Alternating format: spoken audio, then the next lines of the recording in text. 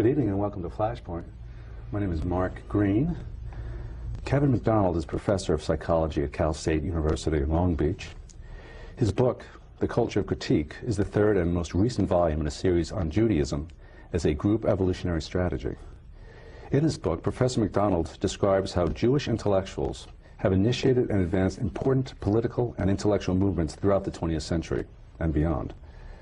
More significantly, however, Professor MacDonald claims that many of these same movements and the very science in which they were launched were covertly designed to advance specifically Jewish interests, often at the expense of larger non-Jewish populations. Professor MacDonald? Glad to be here. Nice to see you. Yeah. Well, first, a scientific question. What is meant by group evolutionary strategy? Well, a group evolutionary strategy is basically a way for a group to get out in the world. And so when you study a group evolutionary strategy, you basically try to see how the group organizes itself, how it prevents group members from cheating, doing things that interfere with group interests. Mm-hmm. And how, for example, it prevents intermarriage, so that it keeps the gene pool pure, as it were. Mm-hmm. So those are the main things. For example, speaking about Judaism, over the centuries, it was quite common for Jewish groups to regulate the business practices within the group and between Jews and non-Jews. Mm-hmm. So that would be a very important area for maintaining their economic niche. Mm-hmm. And now, as a concept of evolutionary strategy, that's part of evolutionary psychology, which is the larger scientific focus. But it's a widely accepted concept within the... I think evolutionary psychology is getting more and more acceptable within mainstream psychology now. Mm-hmm. And it intersects with my work. It's not the whole thing, certainly, but one of the things I'm interested in is what psychological mechanisms are involved in ethnocentrism and group identity and group conflict. I mean, I wrote my second book was about anti-Semitism, so you want to know what psychological mechanisms are being triggered that result in between group conflict. And those are, my view is that these mechanisms are evolved mechanisms. We are not blank slates. And as we come into these conflict situations with some very strong predispositions. And that's why we see ethnic conflict around the world today, as we have throughout the past. So it's your opinion and others that we're hardwired, as it were, to have certain proclivities? Well, yeah, proclivities. I don't like to use the word hardwired because there are certain environmental influences and there are a lot of context effects and so on. But yes, we tend to have negative attitudes towards out-groups.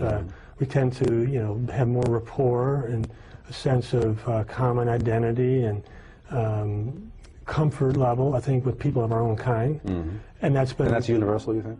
Yes, I do believe it, yeah. But I think some peoples are more ethnocentric than others. And is that what you call genetic similarity theory? Is that your theory, or is that widely shared? That's Phil Rushton's theory, and he's an evolutionary psychologist, and his idea is that we are attracted to people who are like ourselves, mm-hmm. Who have similar psychological traits, but also physical features and other attributes mm-hmm. that make us similar, and we have more rapport with them, we're more altruistic towards them, and so on. I think that's a big part of it. Mm-hmm. I think that if people, especially when you have a group like the Jews, they've been together for so long, and they have a common, biological, their gene pool has been sort of segregated from the surrounding society. They have a very strong psychological rapport with each other, mm-hmm. and you see that over. You're talking about these Jewish intellectual movements. So one of the basic features about those movements is simply the psychological rapport of the people at the center of those movements. In other words, the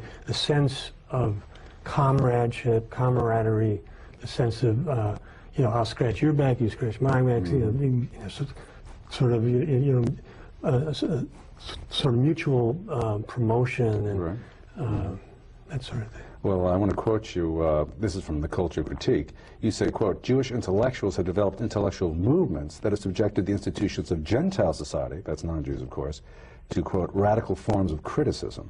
Now, what do you mean by that? Well, I think that one of the common denominators, at least of the movements that I discussed in The Culture of Critique, has been a sort of view that the surrounding culture, that the non-Jewish society was in need of radical change, that it was fundamentally evil, as it were. I think it derives from the fact that Jews feel that they've been victimized over the centuries, and there's like a huge chip on their shoulder, as it were. In other words, when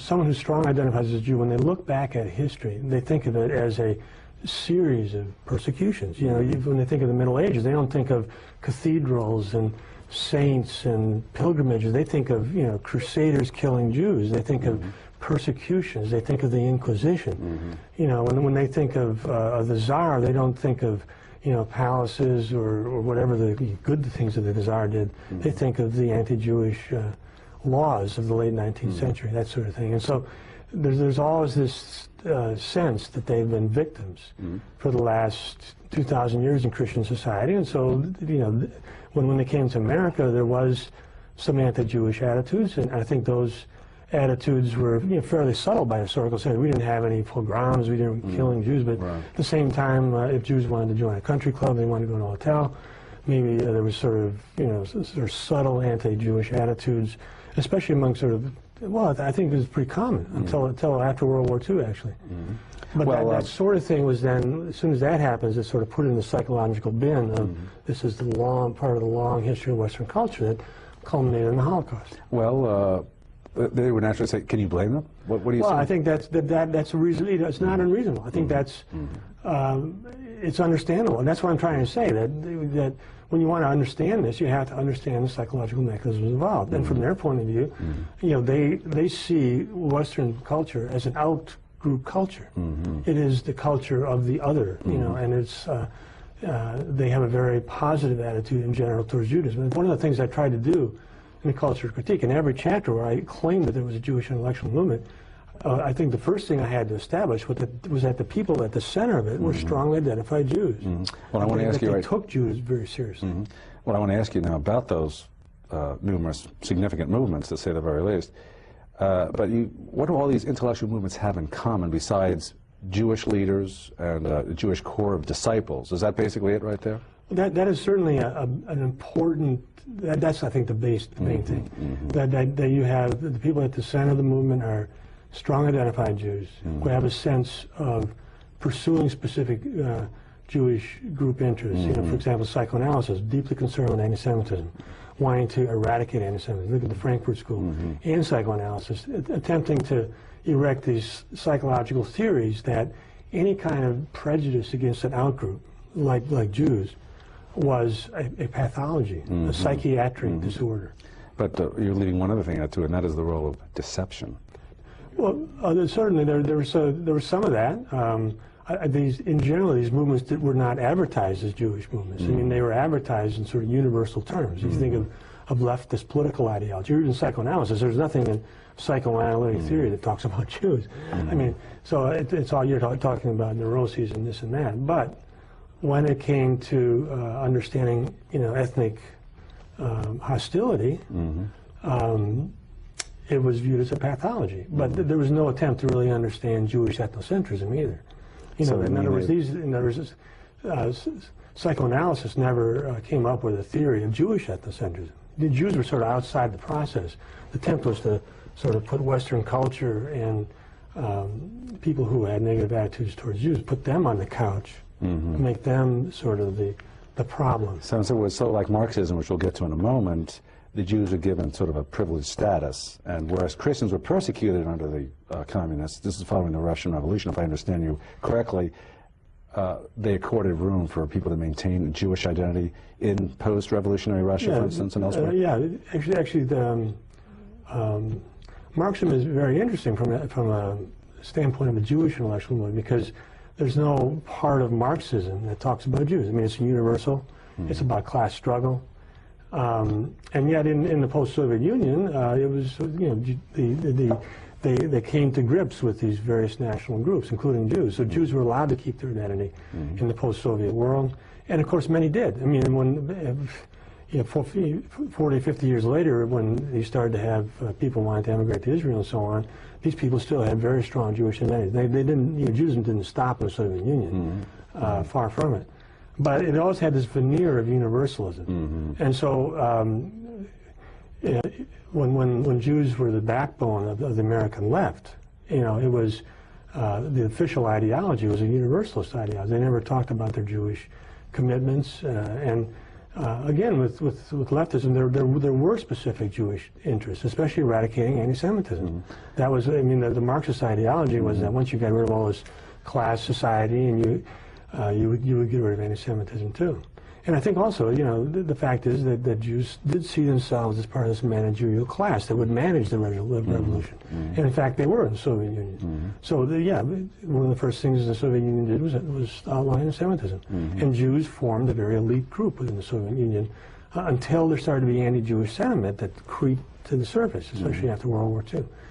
But until that time, Jews were certainly an elite in the Soviet Union. Well, since you've written 3 books on the subject, I want to ask you a general question about Judaism. Now, is Judaism a religion as it's widely advertised, or is it a racial or ethnic identity? It's both. That sort of goes back to the first book I wrote on Jews called The People That Shall Dwell Alone, where I talk about the fact that if you look at the Jewish religion, it basically, one of the main things about it is that there's an attempt to segregate the Jewish gene pool. In other words, to make sure that there are no out marriages and so on. And in fact, that was pursued. And so that when we do population genetic studies in the 20th century, and there have been an awful lot of them now, there's no question that Jews are a unique gene pool. But it's very similar to Arabs still, or are they quite distinct even from Arabs? They are distinguishable from Arabs, but if you look at what they're most similar to, they're most similar to the Palestinians, ironically.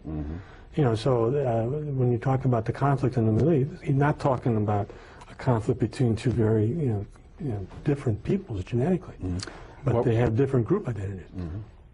Well, we're on the subject. I want to briefly make a distinction between what are Sephardic Jews versus Ashkenazi Jews. And others have suggested that a large part of Ashkenazi Jews are actually people not from the Middle East at all, but people that converted at another time in history. Would you address some of those? Yeah, there are several different historical groups of Jews. The Sephardic Jews, the Jews of Spain, the Ashkenazi Jews are the Jews of Europe, basically Eastern Europe, and then you have Oriental Jews that basically stayed in the Middle East, like Iraq and Babylon and areas like that.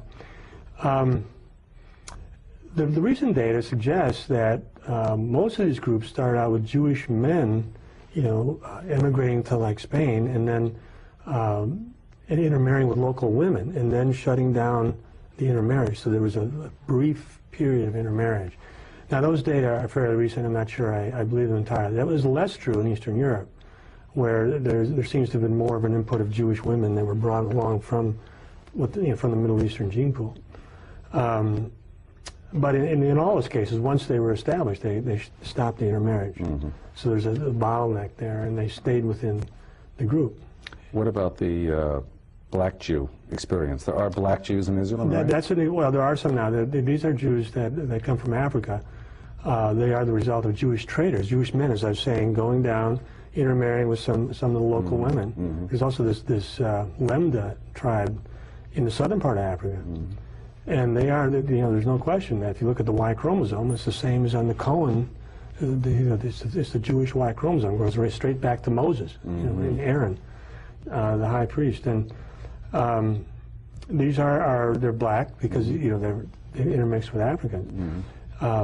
These are not important groups of Jews, but now that when they have been brought over to Israel, you know, they have been accorded status as Jews. And what is their socioeconomic status in Israel? Well, it's not high, and my understanding is that there's quite a bit of social friction there. Within Israel, there's a lot of, you know, subgroup cleavage. You know, in other words, they don't all just get along because we're Israelis, as you know. It's a very fractionated political. Well, obviously, we know there's a huge gulf between Arab Israelis and Jewish Israelis. Yeah, that's the biggest gulf. Among the Jews there's a huge ethnic pecking order? There are ethnic pecking orders, yeah. And one of the big stories, you know, you had the Ashkenazi Jews who established Israel and were the dominant figures, at least through the 1960s. Right. But then you started to have the rise of the more Oriental Jews. And they are actually the majority now. They have a higher birth rate. And these Jews are more ethnocentric, they're more aggressive. And I think that's where they're, you know, that's the demographic base of the Sharon's party. Well, I want to get back to some of your intellectual movements, which is the essence of your book. We're going to start with the most famous one, perhaps, which would be Marxism, communism, as it were. What makes it Jewish? Because Marx and his core followers were Jewish. They led the revolution. Well, I've tried to say that it's not enough just to find out somebody's Jewish. You know? Right, I mean, right. if you talk about Einstein, Einstein led this revolution, atomic physics and so on. That doesn't make it a Jewish movement, because not only do the people who are at the top of it have to be Jewish, they have to, they have to be pursuing Jewish interests in some sense. Now, there are times when there's some self-deception where we can tell, well, this person doesn't say he's pursuing Jewish interests, but we can see it. I mean, and that did happen, with Jews on the left. But in general, if you look at the Jewish left, there was a sort of waxing and waning of Jewish support for the left, depending on how it was perceived as satisfying specific Jewish interests.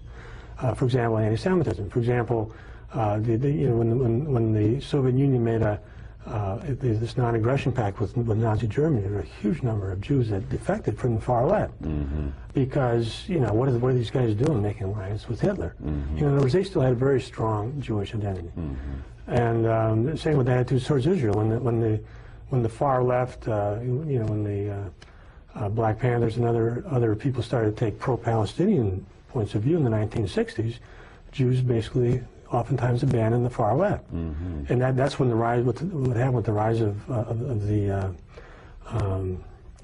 Podhoretz and then these various neocons that we see now are so important. Basically, it was because the left was not protecting Israel. There was a huge element of the left was pacifist. They were pro-Palestinian, and so on. Well, that's not acceptable if you.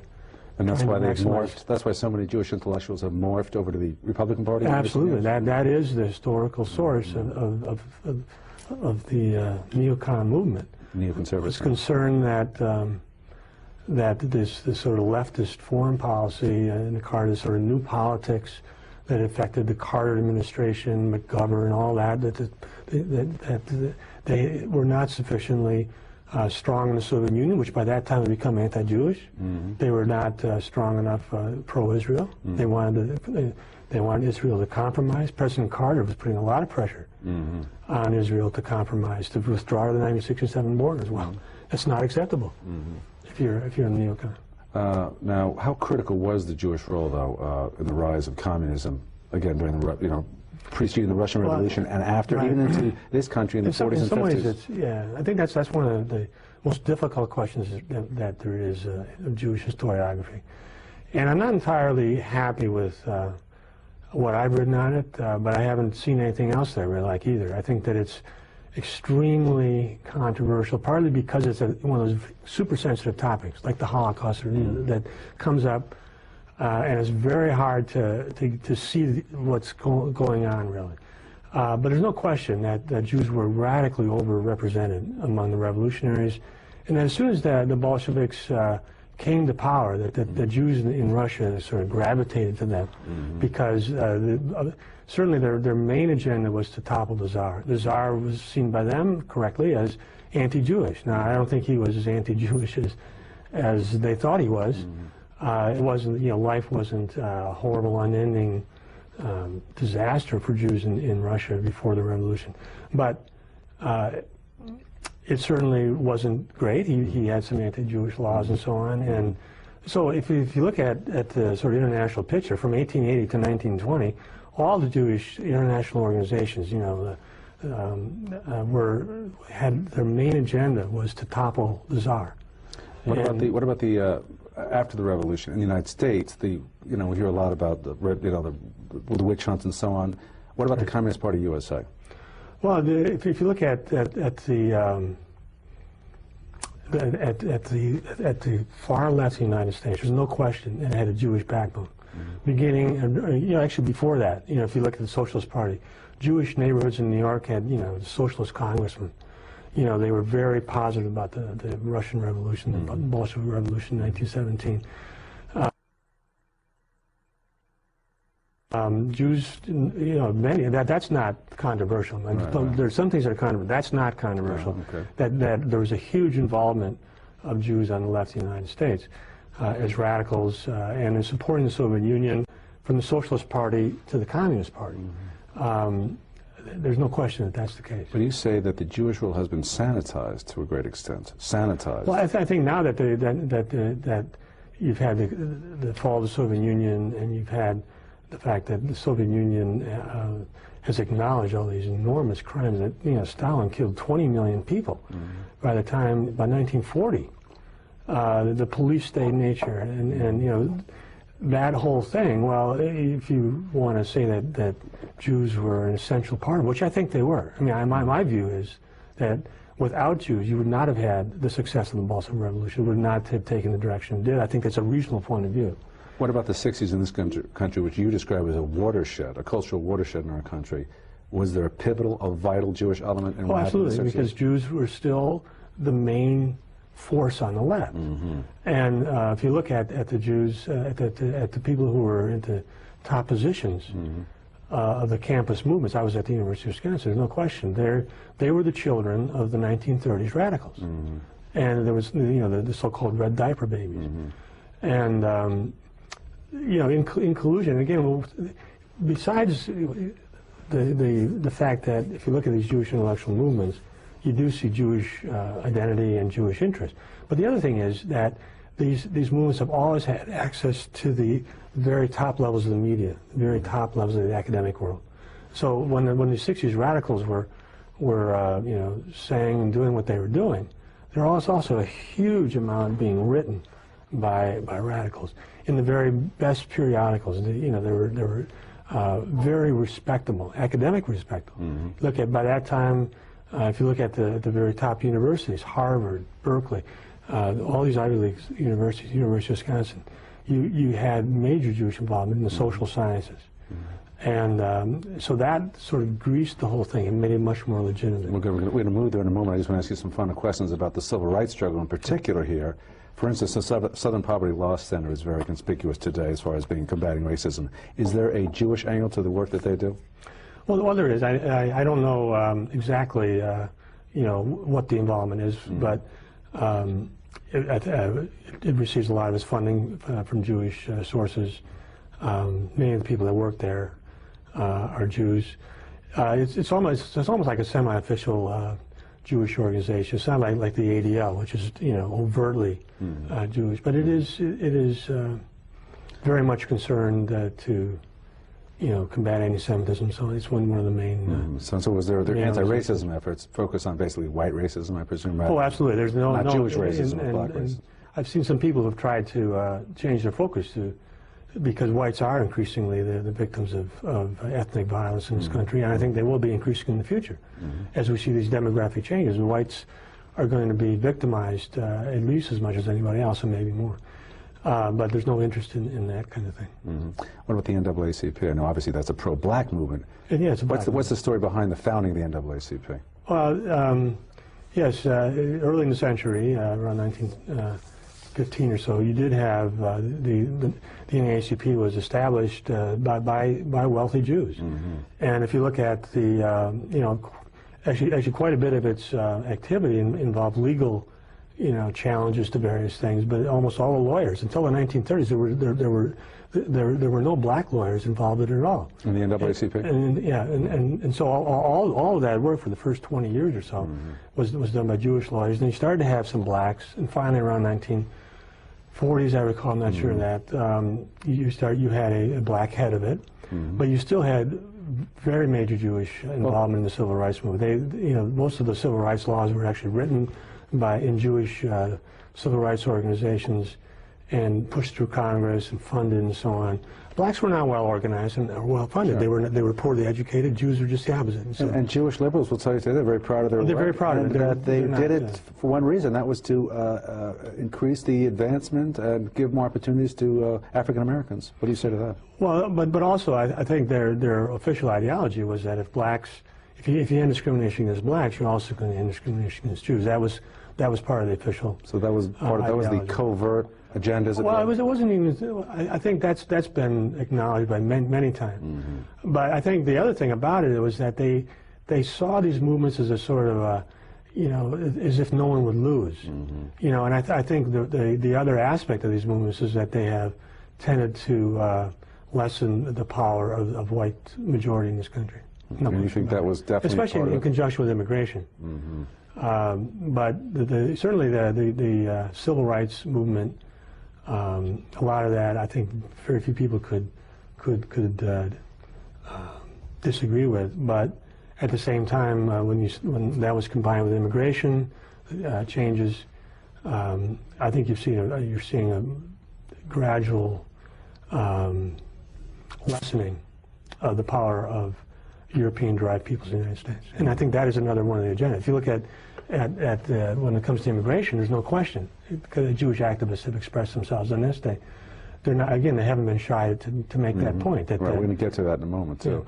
Yeah. But I do want to ask you, now here's another thing that we both agree that there's been a jump from a lot of the Jewish community from the Democratic Party to the Republican Party, because you think it serves the state of Israel as being very well served by the Republicans. But here's a quote that I took out of your book, and the neocons are in charge of that process within the conservative ranks. You say that self-deception and rationalization are central elements of Judaism as a group evolutionary strategy.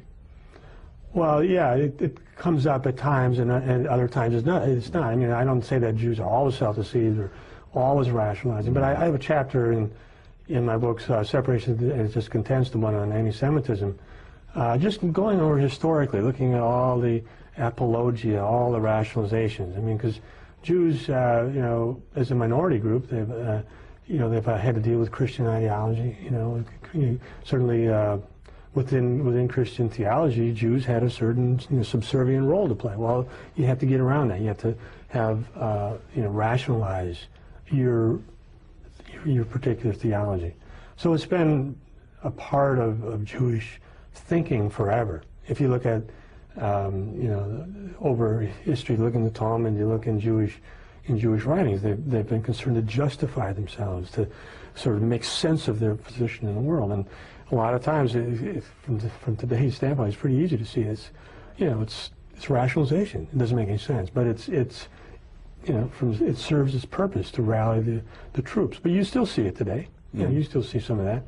I don't know that that's centrally involved in neoconservatism. I think that neoconservatives have been fairly upfront about the fact that Israel is a very high but position in their going to agenda. war, banging the drum, stop terrorism. So yeah, well, yeah, we see that. That is for public consumption. I think that there is a lot. I mean, and there's a sort of official. Quite a few people, including myself, think that the philosopher Leo Strauss, that was one of his, his principles, that it was okay to tell lies for a good cause, and so we see propaganda and so on. But I think that the main Jews behind these things have not been self-deceived. I think they've known what this is about. I see. It's possible. Who knows? It's hard to decide between deception and self-deception sometimes. But whatever it is, Paul Wolfowitz, for example, he may talk about terrorism and this and that, but it's easy to find a paper trail of his deep commitment, socially, personally, intellectually, his close relationships with Israeli generals and political figures and all that. If he says he's not interested in Israel, then he's really, that's just. But how do you explain the complicity of America's, non-Jewish political establishment, leadership, whatever, from the president down, with their going along with this campaign of at least partial deception? It's an amazing thing that's going on here. Certainly, when you had 9/11, it opened the door. It allowed people to do things that they didn't before, and people said that, like Paul Wolfowitz said, without that they wouldn't have been able to do this. But you've had, and I think you have to look at some certain non-Jews. In this case, Dick Cheney. I mean, he's critically important to the success of the neocon thing. Without him, I don't think it would happen. And he was involved in staffing the Pentagon, say. So the reason you got not only Rumsfeld, who also is not Jewish, but you got Wolfowitz, Pearl, Feith, all these other guys. Well, Pearl's not, but the point is that these were the guys who staffed the lower levels and produced this war mentality. Like many people, I don't think George Bush is really, in charge of his own administration. When it comes to this thing, I think that he's been pushed in this direction by Cheney. And so one of the things about the Jewish intellectual movement, another trait, is that they have always had non-Jews recruited. If you look at the left, you know, they've always recruited non-Jews. I have a little footnote in my chapter on the left where I was recruited when I was a student to give a talk about how, you know, why someone from a small town in Wisconsin would become a political radical. You know, but it was obvious I was very different from the rest of them. I wasn't Jewish. I was, you know, but and if you look at psychoanalysis, you have people like Ernst Jones. If you look at Boasny, he was the Gentile face on psychoanalysis. Yeah, he was the Gentile face. And Dick Cheney sort of. What about Gus Hall? Did Gus Hall fill that niche in the communist movement here in the United States? And there were a whole lot of leftists like that. They were constantly being brought in to have very visible positions in leftist movements. So the Jewish nature of the yeah, but if you're a Jew and you want to appeal to non-Jews, what do? You don't have a lot of Jewish people. You have sympathetic non-Jews, and that was true in the Soviet Union. That non-Jews who liked Jews, got along with Jews for one reason or another, made alliances, were brought in these movements. I mean, there are a lot of reasons why non-Jews are going to do these things. You know, ranging from deeply held personal beliefs to you know, it's certainly good for their career. I mean, you think about someone. If you get into this neoconservative group, you know, you're going to have major outlets in the media. Your books are going to be published. You're going to be reviewed in the New York Times. Everything's going to be wonderful. But I'm not saying that Cheney's like that, but he has a long association with these neocon think tanks going back 20 years. This is not something that just happened. And if people have been paying attention in the year 2000 of this election, which I wasn't, but if people had been paying attention, they would have noticed this. You know, that Paul Wolfowitz was in line to be the second in command at the Pentagon. You know, that's huge, because if you knew Wolfowitz, you'd know what was going to happen. Now, a question, we've obviously covered radical left politics, Marxism, and related subjects. Anthropology, Franz Boas. He's not a household name, but he's a pivotal figure in modern anthropology. Tell us who Franz Boas was and what were his discoveries. Franz Boas was well, I don't think he had any discoveries. That's the problem. Most of these theories, they're not, you know, they're built. Theories, let us say. He was a Jewish guy from Germany. He was brought up in a sort of radical family. He's politically radical. What years? Socialist. He was probably born around 1850. Whatever. So it was around the turn of the century. Around there. So he came to this country, became established eventually at Columbia University. And what he did was he gathered around him at Columbia all these students, churned out PhDs, and they put them then in the top anthropology departments around the country. So by the 1920s, he and his students absolutely dominated the American Anthropology Association. And what were they had a theory, you know, race does not exist. That there's no, you can't talk about, you know, different cultural levels, and that was the main message. It was essentially an attempt to say that there are no differences between Europeans and their wonderful civilization versus someone in the outback, you know, Samoans or whatever. In Samoans or whatever, that they're the same. Everybody's the same. But these cultures, and if there are differences, it's totally a matter of culture. Culture produces, you know. And so Margaret Mead went down to Samoa, and she said that they live in a paradise down there, and they're much more rational when it comes to sexual mores. They don't have any rape. Everybody's happy. It turns out, you know, anthropologists went back there and said that they didn't find the same society. You know, that there was rape, and that there's a lot of oppression of women and so on. So it was a story that was propagated. Was it used to deconstruct a sense of white superiority? Absolutely. That was prevalent at that time? That's exactly it. You know, when Margaret Mead, when Boas, a student, Margaret Mead came back, she had a story that would do exactly that. Say that the Western sexual mores were essentially messed up. That you should learn from these more primitive people, that they know how to run these things, and in some ways their cultures are superior to yours. And did it, like Marxist ideology, make an exception for Jews within the anthropological context here, or was it just ignored? I don't know that they ever talked about Judaism much. I suppose they would have just talked about cultural relativism, that it's just another culture. Right, I see. There are no genetic differences.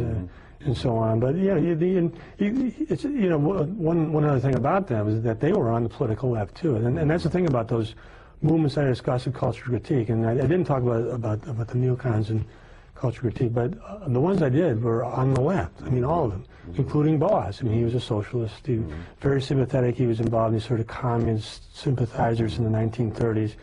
I mean, during the 1930s, the American culture was very strongly influenced by the Communist Party. And you had people like Boas who were fronting these groups and giving them respectability.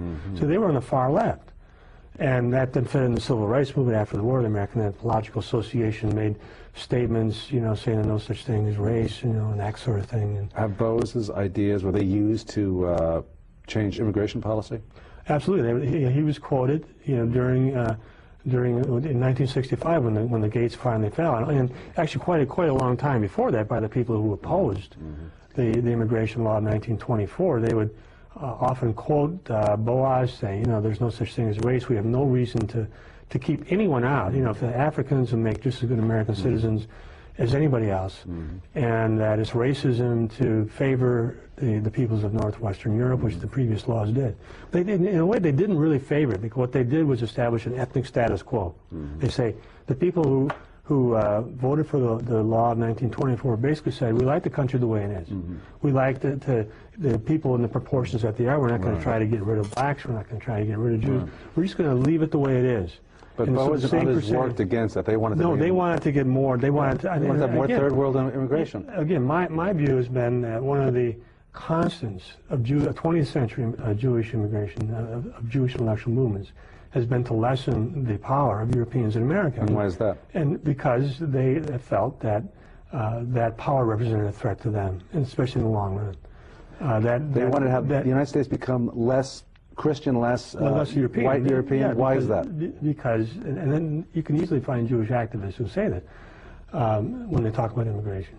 But the idea is that if you have a homogeneous European society, you can easily evolve towards Nazism. In other words, but if you have a society where each ethnic group has a sort of, you know, only a very, very limited power, then that could never happen. You can never have a coalition of white people. They wanted to have a multicultural society, which also rationalized Judaism. And in fact, you say that multiculturalist ideology was in fact invented by Jewish intellectuals? Yeah, in particular was it Horace Kallen. What? He's a philosopher. Who's that person? Horace Kallen, K-A-L-L-E-N. He's very famous. He was a Zionist. He was very strongly identified Jew himself, and he didn't like this melting pot idea, which actually was advanced by an earlier generation of Jewish intellectuals. But Kallen, you know, liked the idea that the United States would be composed of these groups, you know, of ethnic groups that would sort of stay separate, like Jews have always had. So it makes the United States safer for people to be Jews if there's not a large dominant white majority. Absolutely, because, you know, again, when Jews came to this country, they saw American culture in negative terms, and it looked too much like Nazi Germany, maybe. Yeah, it's too white. They actually did a survey or something back in the 60s. They talked to Jews. You know, they asked them, would it be possible that it could happen here? And you didn't have to say what it was. It is the Holocaust. In other words, something horrible to happen to Jews. So that's sort of always hanging over them. How do we change this country to make it Holocaust-proof? Well, this also brings to mind another thing which I read in your book, and that was a lot of Jews, not all by any means, preach universalism but practice particularism. Is that what you mean? Yeah, that's been the case, especially with Jews on the left. Yeah, I mean, that's been a common, and as I say, all those movements that I dealt with in culture critique, they've had this sort of universal veneer. I mean, if you look at psychoanalysis, I mean, it talked about, you know, repressions and so on, and this and that. There's never anything about ethnic particularity. And certainly that was the view of Marxism. It was a sort of universal class movement, nothing to do with ethnic. But if I may say so, you also say that anti-Semitism has always been a defensive strategy, anti-Semitism? Well, I wouldn't say always, but I would say that the major anti-Jewish movements throughout history have been, you know, had been the result of real conflicts of interest. And so you're describing, unfortunately, warfare that breaks out between Gentiles and Jews periodically, and it's called anti-Semitism, but obviously it's a two-way street. Is that what if you look at the Inquisition, for example, I wrote a book called Separation is Contest, and it deals with, various anti-Semitic anti-Jewish movements, and all of them were deeply involved with Jewish domination of one kind or another. The fact is that Jews are an extremely talented group. If you they're more intelligent than Europeans.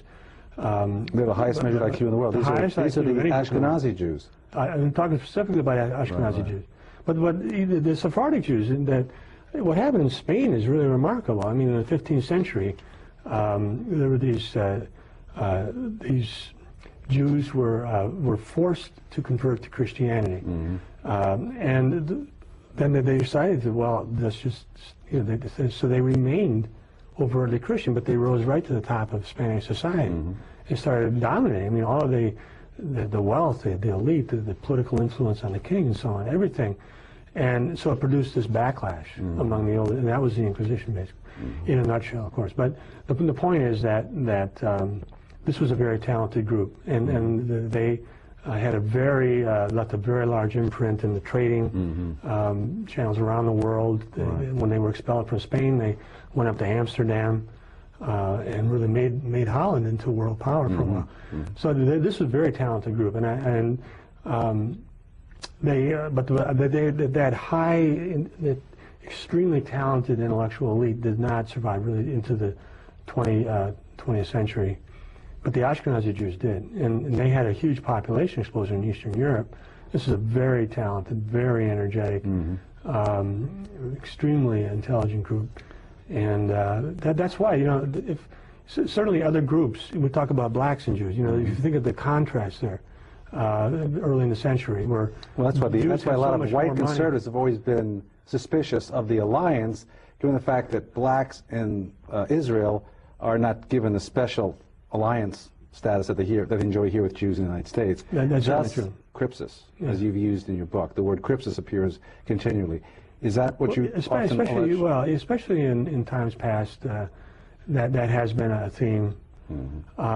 Jewish crypsis, well, it was very important in the Spanish Inquisition period, because these people were overtly Christians, and they said they were Christians, but they kept hanging out with each other, they kept marrying each other, kept were they advancing specific Jewish interests to attain greater political power? They remained a group, but a sort of submerged group. They were not overtly Jewish. You see, they didn't, and in fact, they expelled the Jews in 1492 because they didn't want these so-called new Christians to associate with the old Christians. Well, we're going to move on to Freud in a moment.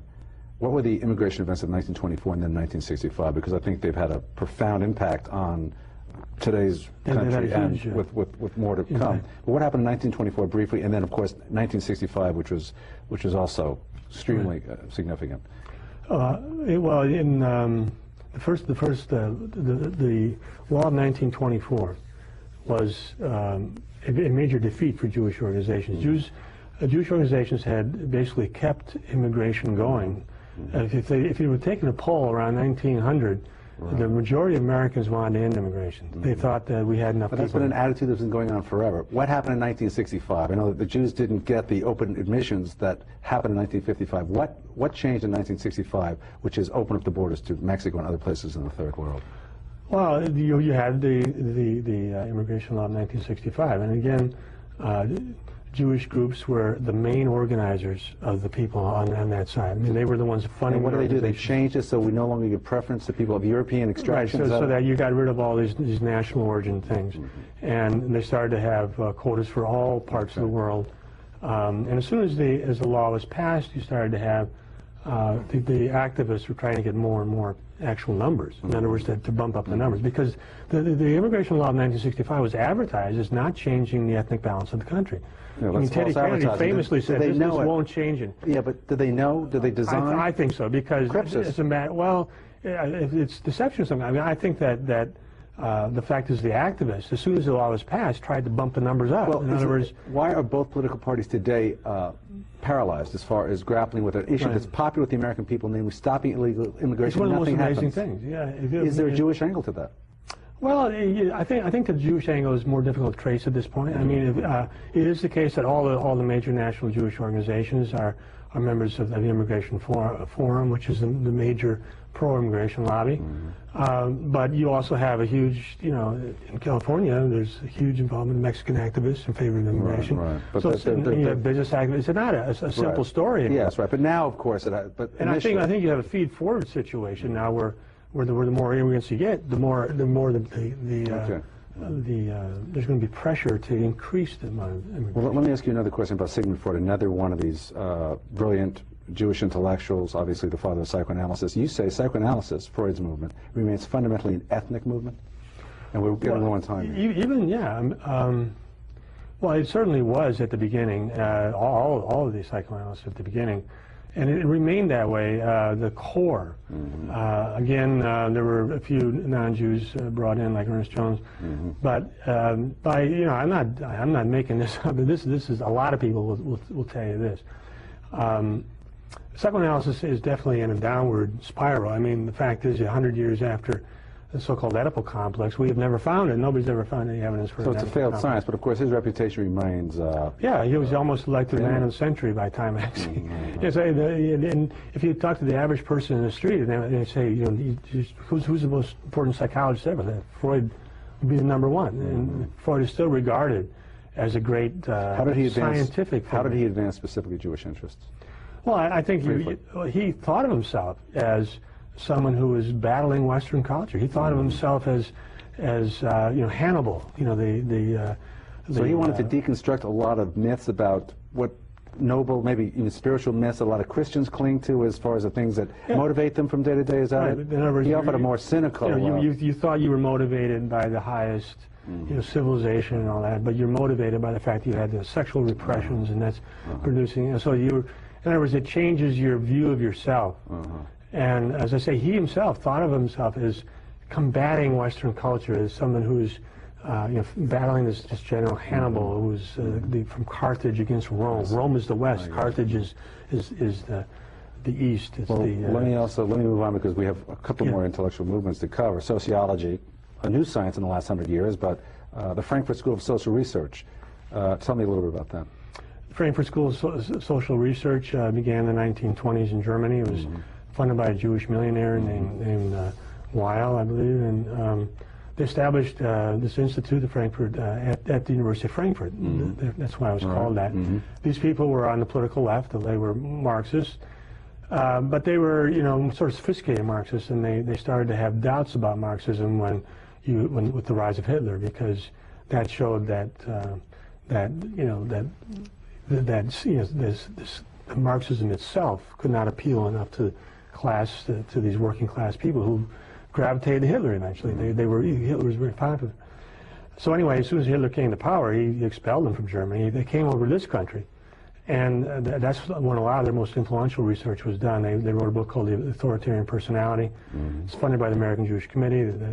All the central figures in this movement were Jewish. Max Horkheimer. Max Horkheimer, you say? Yeah, he was the head of the Frankfurt School, and then T.W. Adorno was another major player. And the point of the authoritarian personality was that ethnic prejudice is a psychopathology, that there's something wrong. It's not just that you're, mean-hearted or have... so it's actually a sign of mental illness. Mental illness. You're something. And didn't Freud do the same thing? It's similar, and they drew a lot on Freud. If you look at the authoritarian personality, there are whole chapters where they, it's very psychoanalytic. But it's a little bit of a twist, and it was more. It had a very large influence, because at that time you had the rise of the human relations movement, which was basically funded by the ADL and these other Jewish organizations. ADL. Yeah, and you started to have all these programs in the school system. I remember hearing about the authoritarian personality when I was in grade school in New York City.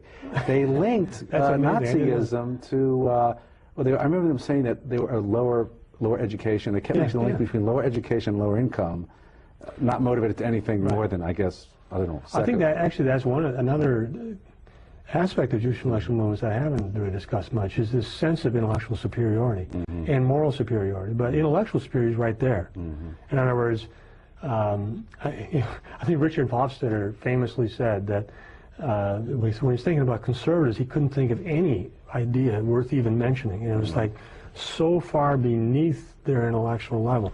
The only people who were doing any thinking worth considering was the left, and this was the Jewish left, basically. Well, so it was a social science with a political agenda. Any scientific value at all, or basically a lot of smoke and mirrors? Well, I wrote a whole long chapter on the authoritarian personality, and I think it's completely muddle-headed. And psychologists from day one, I mean, one of the most interesting things about this is if you go back into the 50s, right after it was published, you had well-known, very, competent psychologists saying, looking at these scales don't make any sense. Well, there's nothing here, but it didn't matter. You see that, and that's the thing about psychoanalysis too. If you go back, you can find guys in around 1912 say, "Where's the evidence? Where's the data?" Well, same thing with Freud, of course. Yeah, that's what I'm saying. Psychoanalysis, that there was no data for the Oedipal complex, nothing, and so they went for 100 years without feeling any need to come up with any data. It's that is one of the most amazing stories in science, in the history of science, that you have this movement that retains its momentum. This huge influence in the media. Think of all the movies that were made in the 30s, 40s, 50s, 60s that were psychoanalytic in inspiration. Well, it fits a pattern that you describe in your book, and that is a lot of these Jewish movies, they have one person who's charismatic, and he's authoritarian, and all the disciples treat him like a god. Am I right? Am I paraphrasing? That's exactly right. And that's happened with Freud, Marx, maybe not Marx, but a lot of the subsequent well, Marx probably too, but yeah, Boas had this coterie of people who just worshipped him. I mean, from their point of view, he was the most important intellectual ever, period. I mean, Aristotle take a back seat. How did Judaism in general and Zionism and all the other things escape this sort of scrutiny as far as it being also ethnocentric, which they were at one point decrying among Gentiles, but apparently looking the other way when it came to Jews? How do they manage that intellectual feat? And we're still seeing that, aren't we? I mean, that is another one of the major stories here, that when it comes to ethnocentrism, we are constantly being told. I mean, if you look at the authoritarian personality, it's a fascinating example. They're talking, they interview someone, and he says, I don't like Jews, or something like that.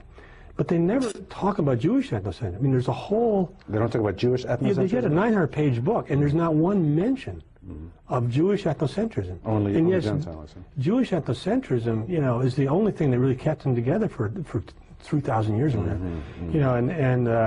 If you look at the vanguard, the settler movement in Israel, a lot of overtly very racialist stuff. We are superior. Non-Jews are like animals compared to us. What is this, the Talmud or something, or later? I'm talking about the settlers. I mean, a lot of these people right now in Israel. Yeah, in Israel, that these people have these ideologies. Well, but the ethnocentrism is palpable. It's buried. Right there. It's buried. Now I want to move on to the literary world. Another Jewish intellectual movement, cultural movement, let's say, literary, and that is the New York intellectuals. Now, who were they? When was their heyday, and are they still with us? Well, they are with us in a sense. I think the heyday was I'd say from the late 1930s through the 50s. You had journals like the Partisan Review, and you had edited by Philip Roth and Rob and Philip, and these people. Philip Roth, and name some others. No, well, I'm not saying. No, his name was Rob, R-A-H-P, that was the center of it. But it was extremely prestigious. This was not; these people did not have PhDs necessarily, but it grew up to have this incredible prestige and a really big influence in the literary world.